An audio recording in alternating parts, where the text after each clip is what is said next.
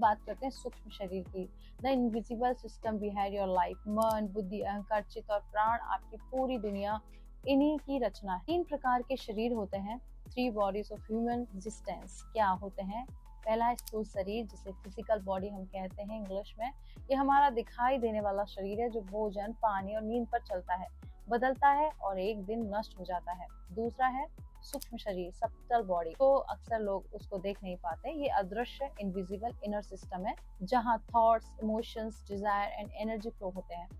उसके बाद मन, बुद्धि, अहंकार, चित्त, यही एक शरीर छोड़कर दूसरे में जाता है। तीसरा है कारण शरीर, कैजुअल बॉडी।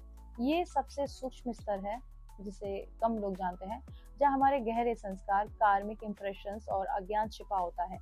यही जन्म मृत्यु के चक्र का मूल कारण है। सूक्ष्म शरीर यही असली ट्रेवलर है, जन्म से जन्म तक। सूक्ष्म शरीर में 4 चीजें शामिल हैं। पहला है मन, जिसमें आती है इच्छाएं, भावनाएं, विचार। फिर आती है बुद्धि, इसमें आते हैं निर्णय, विवेक। फिर आता है अहंकार, मैं करता हूँ का बहाव। उसके बाद प्राण आता है, लाइफ फोर्स, शरीर चलाने वाली ऊर्जा। यही पूरा सॉफ्टवेयर सिस्टम है एक इंसान, ह्यूमन बॉडी। यही मरने के बाद भी रहता है, यही अगले जन्म तक कैरी होता है। सारा रीबर्थ इसी पर आधारित होता है। 5 इनर कंपोनेंट्स क्या क्या होते हैं? मन होता है, हाँ, विचार, कल्पनाएं और भावनाएं जन्म लेती है। मन सिर्फ वेव्स है, ट्रुथ नहीं है। मन के विचारों को अर्थ, मीनिंग देती है। निर्णय, विवेक और क्लियरिटी यहीं से आती है। अहंकार, आइडेंटिटी मेकर, जो कहता है ये मैं हूँ, ये मेरी कहानी है। फिर चौथा आता है, यहीं से सफरिंग और सेपरेशन शुरू होता है। चौथा है चित्त, कार्मिक मेमोरी फील्ड। इसमें क्या होता है? संस्कार, पास्ट, इंप्रेशंस, भय, इच्छाएं सब यहाँ स्टोर रहते हैं। यही तुम्हारे विचारों का मूल स्रोत है। पांचवा आता है प्राण, द एनर्जी इंजन। इसमें क्या होता है? वही सटल एनर्जी जो मन, भावना और जीवन फोर्स को चलाती है। प्राण स्मूथ हो, मन शांत हो। प्राण डिस्ट्रीब्यूट हो तो मन अशांत होता है। Complete inner mechanism of reality क्या है? सूक्ष्म शरीर 5 स्तरों पर काम करता है। 5 मिलकर तुम्हारी पूरी इनर और आउटर रियलिटी का निर्माण करते हैं।